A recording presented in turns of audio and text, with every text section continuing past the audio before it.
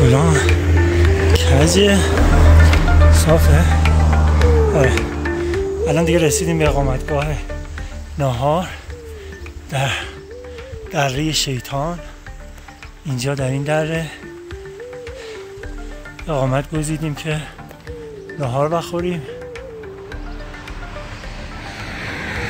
اینجا هم یه کلبه درویشیه، صبح ناهار شام میده، حتما عصرها شروع میشه. الان که ظهر گرم شد، آفتاب یعنی مستقیم داره میخوره و گرم شد. این پایین الان ما یه سری دار و درخت داریم که سایه داره و فکر کنم چیزی یادم رفت. و دیگه چی؟ من ماشین رو قفل کردم. آره و دار و درخت داریم و آب، صدای آب، صدای آب صدای زندگیه. خب میریم که در کنار صدای آب زندگی کنیم و همین به قول یکی از دوستان کباب درست کنیم بخوریم. کباب، جوجه کباب.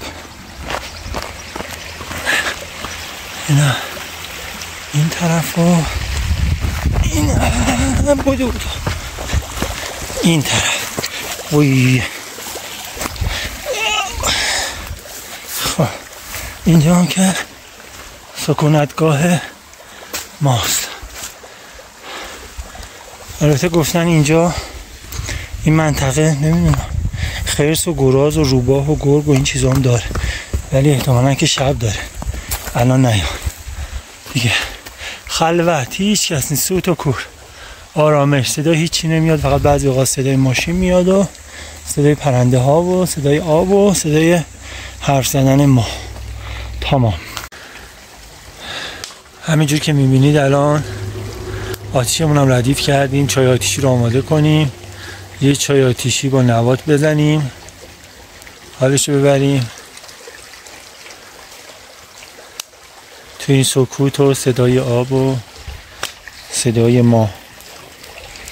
جاتون خالی.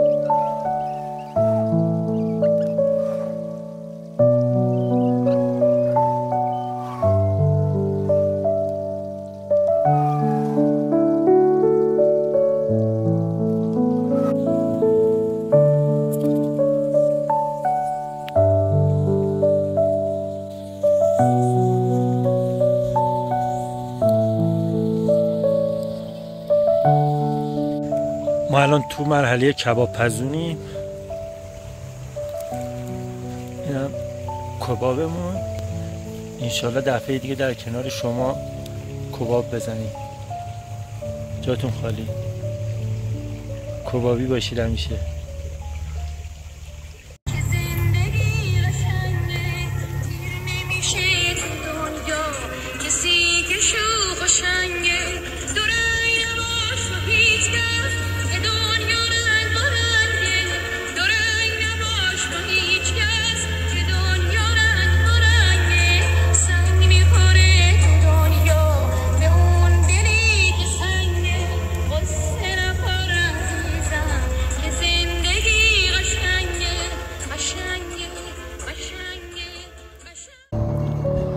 دوستان ما امروز دیگه به آخر مسیر رسیدیم و عصری شده، هوا خنک شده. اومدیم اینجا تو این هوای خنک از این دشت زیبا یه خورده استفاده کنیم، لذت ببریم و برگردیم به سمت خونه. این دوستانمون هم موزیک گذاشتن اینجا با صفا. این هم مناظر پایین.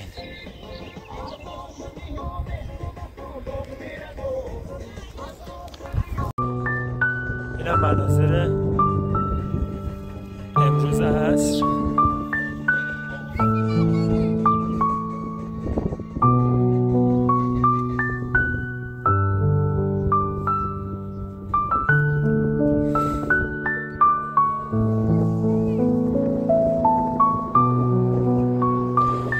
مترو تا سفری دیگر.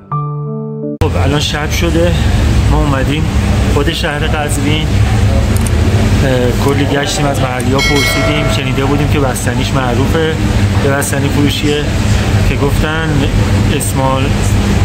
اسمال مشتیه که فلکه کجاست اینجا؟ جانبازانه. اومدیم فلکه جانبازان اسمال مشتی، سفارش بستنی فالوده رو دادیم بخوریم ببینیم چطوریه. شما فقط عکسشو ببینید. جاتون خالی. اینم فالوده بستنی. فالوده بستنی دونه 60 تومن. بفرمایید. خیلی خوش رنگ و قشنگه. اینجا هم که ظاهرا معروفه، پس باید خوشمزه باشه. بزن سر ببین چطوره.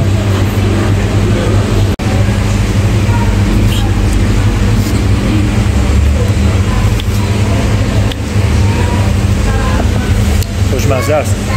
جاتون خالی. به اومدید قزوین، بیایید اسمال مشتی بزنید. آب هویج بستنیش هم میگم خوشمزه است. شاید خوردیم ما، شاید هم جا نداشته باشیم. حالا بزنیم ببینیم چطوره. واقعا خوشمزه است.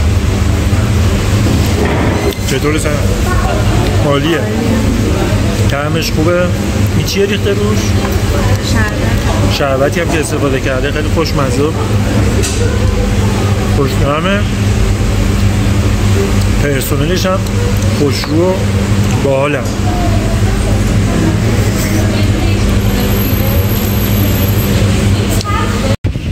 ما الان جلوی مغازه همینجوری که می‌بینید اسمال مشتی هستیم. بستنی رو زدیم و داریم میریم که حرکت کنیم به سمت تهران. برای اولین بار در پیاده‌روهای قزوین قدم میزنیم. اولین سفر به قزوین، دومین. آره دیگه همین. جاتون خالی.